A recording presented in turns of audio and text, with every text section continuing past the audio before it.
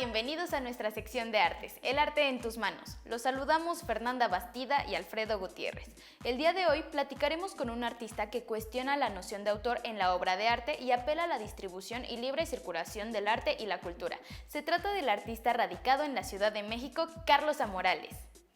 A lo largo de aproximadamente 15 años, Carlos Amorales estuvo trabajando en un proyecto que tituló Archivo Líquido. Este funciona como una especie de banco de imágenes que pueden ser pedidas en préstamo y utilizadas por quien sea. Además, del año 2003 a 2009, creó junto al músico Julián Lede, mejor conocido como Silverio, el sello discográfico Nuevos Ricos, un proyecto que buscaba popularizar actitudes anárquicas entre la juventud mexicana. Sí, Alfredo, incluso bajo este sello discográfico publicaron un manifiesto en internet en el que expresaban que no aceptaban ni patrocinadores ni logotipos, solamente imágenes y música para distribuirse de manera libre. Los intereses de Carlos Amorales en comentar acerca de los límites que existen entre la cultura popular, los medios de comunicación, la propaganda, la publicidad y el arte están presentes en cada una de sus obras. Carlos Amorales comenzó a llamar la atención de la crítica internacional a finales de los 90 y principios de este siglo, cuando incorporó elementos de la cultura popular mexicana, así como rituales seculares y religiosos en su trabajo. Un tema que recurrió constantemente fue la lucha libre, creando eventos a los que llamaba Amorales versus Amorales, pues se hizo una máscara que lo representaba, pero se la prestaba a amigos para que acudieran a los eventos en los que no se sabía si se trataba de Carlos Amorales o era alguien más llevando su máscara. ¿Por qué no nos vamos a platicar con Carlos para conocer más sobre su obra, influencias, procesos de trabajo y algunos otros proyectos que ha realizado fuera del mundo del arte? Esto es De la mano de los artistas. Acompáñenos a platicar con Carlos Amorales.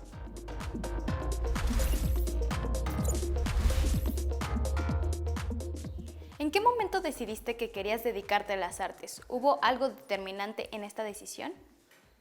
Pues decidí, yo creo que más o menos decidí cuando era adolescente, como, no sé, a los 17, 18 años. Pues me fui de México, me fui a viajar y empecé a descubrir cosas y pues ya como que en un momento me empecé a involucrar con gente y a conocer lugares, a conocer gente, cosas. Y eso pues poco a poco me llevó a interesarme en ser artista. Pues hay muchas posturas, pero digamos que me interesa que el arte o que mi obra se socialice. Entonces digamos que me gusta mucho colaborar con gente. No es que necesariamente lo tenga que hacer todo yo, digamos como tradicionalmente se hacía, ¿no? Que el artista pintaba su cuadro y lo hacía todo él completamente. Entonces sí me gusta mucho colaborar, tanto con gente que trabaja conmigo en el estudio, sino también con otros artistas, con gente que no es artista. O sea, en general me gusta mucho eso que podrías decir como compartir pues sí, como ¿cómo decir? La autoría, ¿no? de una obra.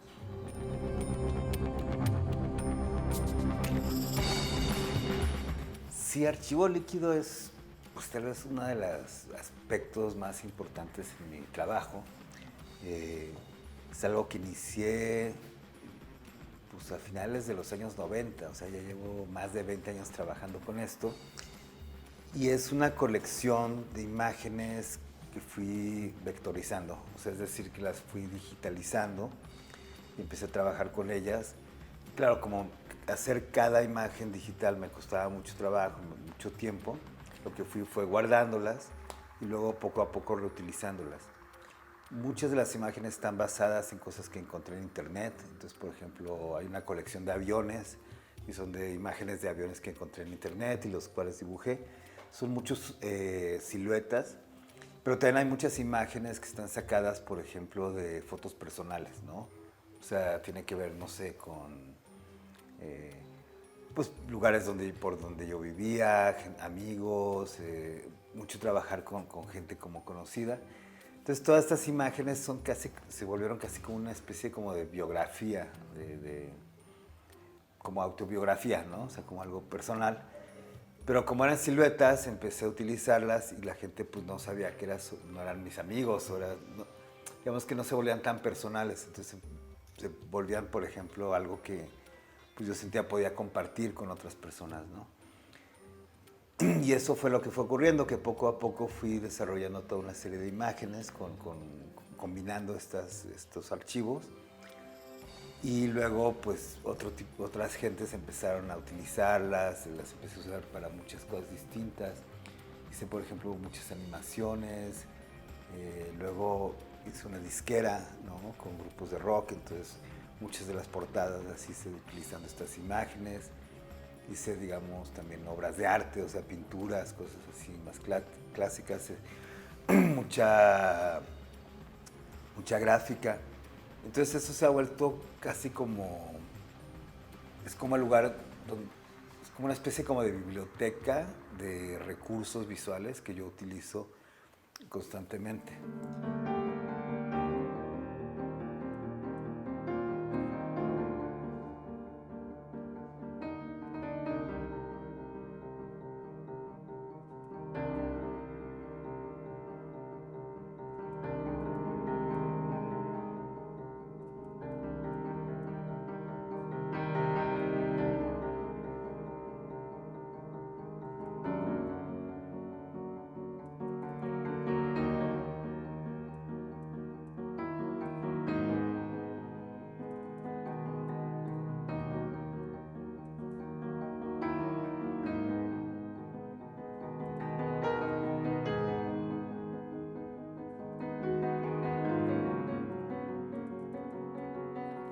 Respecto a lo anterior, ¿qué es el proyecto discográfico Nuevos Ricos? ¿Aún existe? Ya no existe, No. Existió del 2003 al 2009 y fue una disquera que armé con mi mejor amigo, él es Julián Ledes, músico, entonces yo siendo artista visual, él siendo músico, pues de chavos siempre estábamos fantaseando como de música, de bandas de rock, de lo que nos latía, ¿no? Y en esa época en México pues se accedía muy poco, o sea, casi no había conciertos, era difícil encontrar música, discos. Entonces siempre había una cosa como de andar buscando y cazando, digamos, así como nuevas bandas, cosas interesantes. Y algo muy importante que ocurrió es que mucho de la música la empezamos a subir en internet. Y en esa época también fue cuando la gente empezó a utilizar más y más internet. Entonces había mucho esa pregunta, si tú vendías la música o la regalabas, ¿no?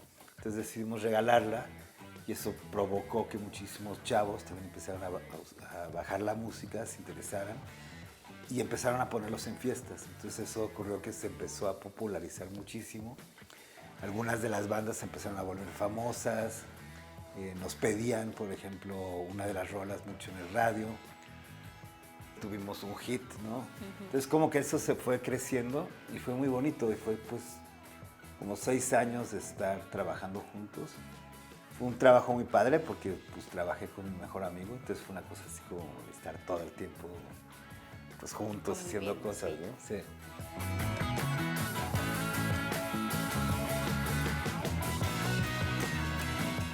¿Qué importancia tienen los memes en la construcción de nuestra realidad actual? Qué buena pregunta. Pues extrañamente yo siento que cada vez más importancia, ¿no? Desde que usamos cada vez más internet, estamos más tiempo en las redes sociales. Por ejemplo, con la pandemia estuvimos cada vez más pegados, ¿no? A estar usando la internet todo el tiempo. Y además ya lo usamos para muchísimas cosas, ¿no? O sea, para pedir comida, para comunicarnos, para entretenernos, para trabajar, ¿no? Y ahí siento que, digamos, esa comunicación visual, que son los memes, y es ese tipo de comunicación visual que además se replica y se replica, pues se ha vuelto súper importante. Entonces yo siento que es algo que está cada vez más en la sociedad y que incluso a veces respondemos a los memes de una manera así, entre emocional, entre que nos dan risa o los odiamos. Sí.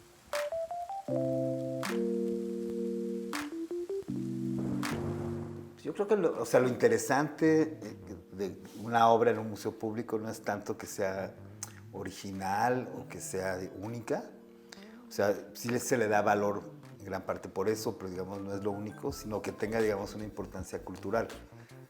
Y siento que en ese sentido, pues sí es importante que la obra de uno como artista esté en un museo, pues porque lo pone justamente en un espacio público. y al estar en un espacio público, digamos que deja de ser mío o de la propiedad de alguien, ya digamos no es ya mía, sino de la gente, digamos, por ejemplo, si es un museo de la universidad, pues es de los universitarios. Si es un museo de México, pues es de la nación, ¿no? Entonces esa posibilidad creo que es súper importante, más allá de que, digamos, haya una cierta, distintos grados de originalidad o de autoría en las cosas, ¿no? O sea, yo puedo hacer algo que, digamos, hasta yo pierda mi autoría, pero pues si eso queda bien documentado y queda bien registrado y se puede exhibir en un museo, pues yo creo que es importante, ¿no? Sí, bueno, eso yo creo que siempre va a ocurrir. O sea, como que los historiadores de arte intentan darle una interpretación a las piezas y definir que algo significa tal cosa, pero pues las cosas van cambiando. Entonces también cosas que, por ejemplo, antes no eran importantes, ahora son más importantes, ¿no? Entonces siempre hay como lecturas y relecturas de las piezas. O sea, lo bonito es que las piezas se quedan fijas, se quedan siendo lo que son, pero pues la sociedad va cambiando alrededor, ¿no?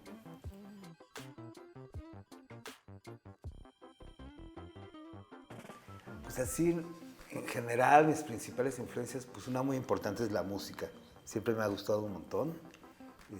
La otra es el cine, también me gusta muchísimo el cine. Y pues sí, las artes plásticas siempre estuvieron ahí. Mis papás son artistas, entonces es algo que yo no podía negar o nací allá adentro, ¿no? Y en realidad no me interesaba tanto, o sea, pero pues más bien era lo que se me empezó a dar como más fácilmente.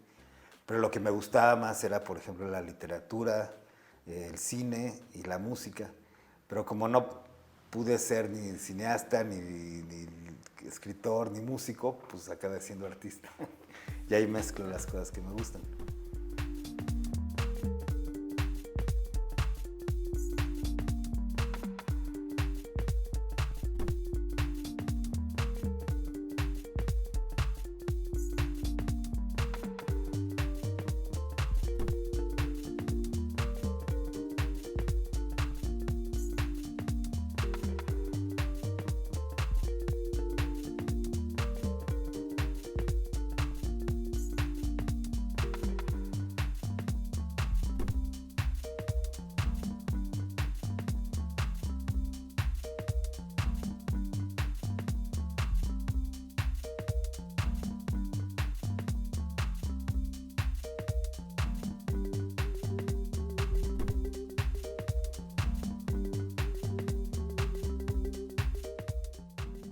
Sí, pues son toda una serie de videos que he estado trabajando en los últimos 3, 4 meses que salieron a raíz de la pandemia porque pasaron muchas cosas, pero una de las cosas importantes fue que empezamos a usar un programa que seguramente ustedes han usado también, se usa mucho en las escuelas, que es el Zoom.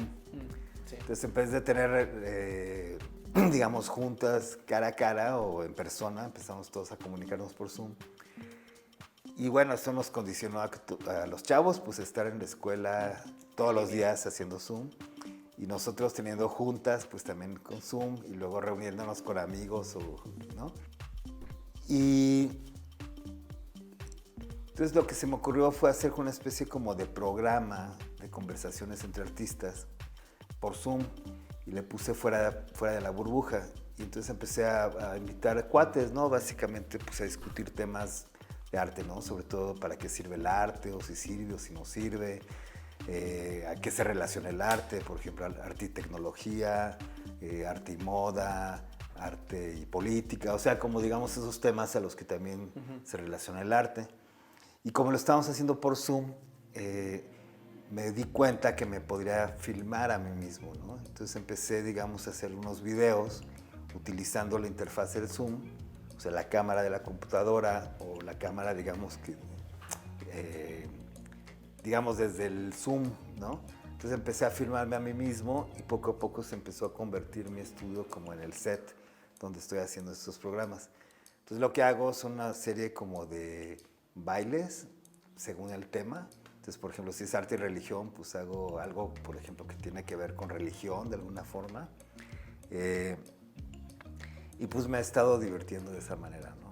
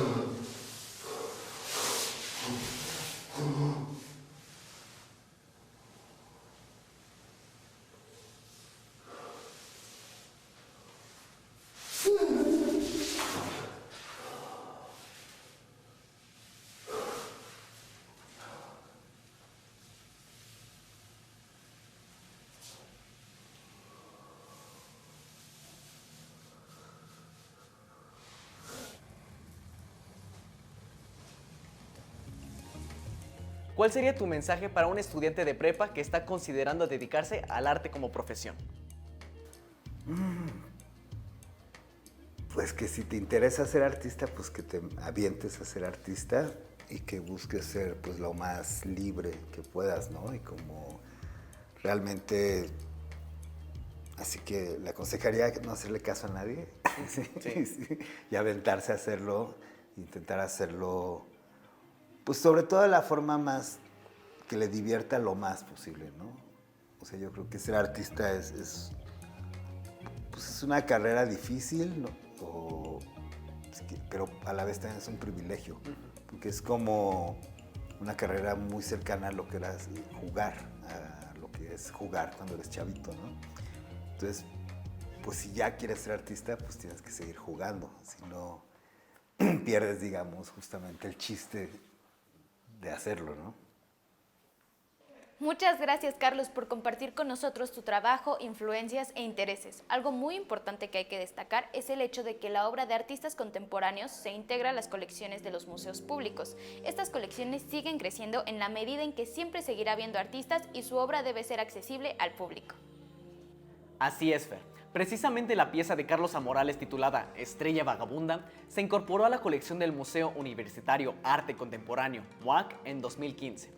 La menciono porque, además de que ejemplifica lo que mencionas, Fer, Estrella Vagabunda representa una obra hecha a partir del uso de archivo líquido. Les propongo que conozcamos la pieza Estrella Vagabunda de cerca. Acompáñenos a ver esta cápsula especial que preparamos para ustedes.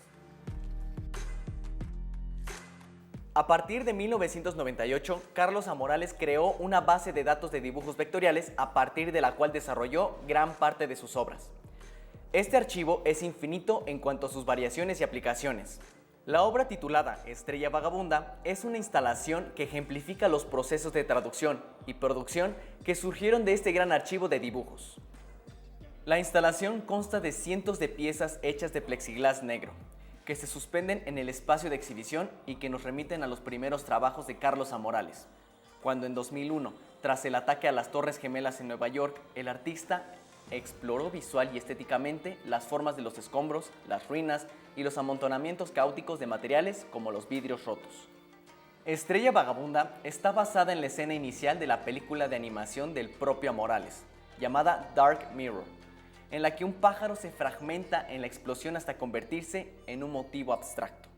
La instalación produce la ilusión visual de una película en animación 3D, haciendo que el espectador sienta que entra a una realidad paralela. Esta pieza fue hecha originalmente para presentarse en Israel y de una manera abstracta alude al proceso histórico fragmentado de dicho país.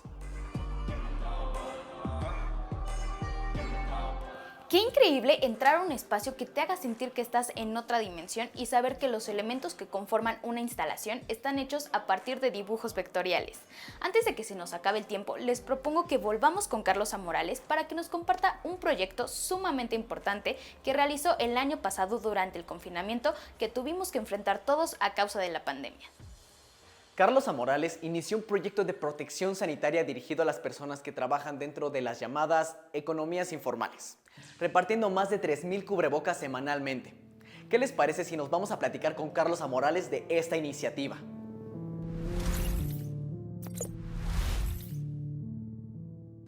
Si ese es un proyecto o es algo que hice, a veces no sé ni siquiera si llamarle proyecto o nomás fue como la necesidad de hacer algo. El año pasado, a partir de lo que ocurrió con la pandemia, no sé si te acuerdas, pero al principio, cuando empezó a ocurrir todo, cosas que ahorita ya son como muy normales, todavía se debatían muchísimo. Entonces, por ejemplo, el usar los tapabocas, ¿no? Había como muchas dudas, había gente que decía que no era necesario, gente que sí. Y además, pues ese miedo de que no sabíamos ni qué iba a pasar, ni cómo nos iba a afectar. Y había dos cosas importantes, ¿no? Por uno, si era importante o no usar tapabocas. Y el segundo, pues que digamos, decían que muchos nos teníamos que quedar en casa, pero no obstante había muchísima gente que tenía que seguir trabajando y que salir a la calle. Y por un lado está la gente que, digamos, tiene como los trabajos esenciales para que siga funcionando la sociedad, pero luego también está muchísima gente que trabaja, digamos, en el sector informal, que pues tiene que, o sea, el problema es que vive el problema es que vive al día, ¿no? Como día al día. Entonces tiene que, digamos, que seguir trabajando. Entonces me empecé a preguntar cómo hacer, digamos, una producción de máscaras, de tapabocas, pues para darle sobre todo a la gente que, digamos, trabaja en ese sector informal y que tenía que salir de cualquier manera. Entonces lo que hice fue platicar con la gente que me ayuda aquí en el estudio, y en especial con Janet Martínez, que es alguien que me asiste, y su familia tienen maquiladoras en Ciudad Neza, ¿no? Entonces producen muchas cosas pues, de ropa. Entonces lo que hicimos fue encontrar la manera de producir tapabocas, primero que nada fue conseguir dinero, ¿no? Pidiendo, digamos, a distintas gentes que nos apoyaran, como comunicarles la idea, convencerlos, ¿no? Hacerles ver como la importancia. Luego con ese dinero, pues comprar los materiales, producir los tapabocas y luego encontrar la manera de distribuirlos y dárselos pues, a toda esta gente que tenía que salir, ¿no? Que eran pues desde los organilleros, por ejemplo, ¿no? que tenían que salir a seguir tocando, la gente que recoge la basura, ¿no? También muchísima gente pues que en realidad no solo necesitaban un tapabocas, sino muchísimo más, ¿no? Y también muchísima gente que trabajaba en los tianguis, ¿no? Entonces también, por ejemplo, la gente que trabajaba en los tianguis, que tenía que salir, el gobierno les pedía que usara tapabocas, pero pues en ese momento también lo que ocurría es que no había tapabocas, porque se habían, ¿cómo se dice? Pues estaban escasos, ¿no? O sea, como que de pronto, no sé, la gente empezó a comprar tapabocas a lo loco, entonces de pronto era como imposible conseguirlos. Entonces fue como algo que se hizo en un momento que yo siento que era importante hacerlo en ese momento. Después ya pues se volvió común, ya todo el mundo está usando tapabocas, ya está en todas partes y pues ya no es tan necesario. Yo no sé si es un proyecto artístico o es más como un proyecto que yo sentí que era necesario hacer en el momento, ¿no? Muchas gracias, Carlos. Sin duda, una iniciativa que ayudó a muchos y que contribuye a que diversos sectores de la sociedad se involucren en un fin común. Hemos llegado al final del programa. Esperamos que les haya parecido tan interesante como a nosotros. Y recuerden que pueden volver a verlo o si quieren recomendarlo a alguien más, está en nuestro canal de YouTube. Compártanos sus comentarios y reflexiones. Únanse a la comunidad de Jóvenes en Casa en Facebook. Y no olviden que este programa es un espacio de construcción del conocimiento. Hasta la próxima.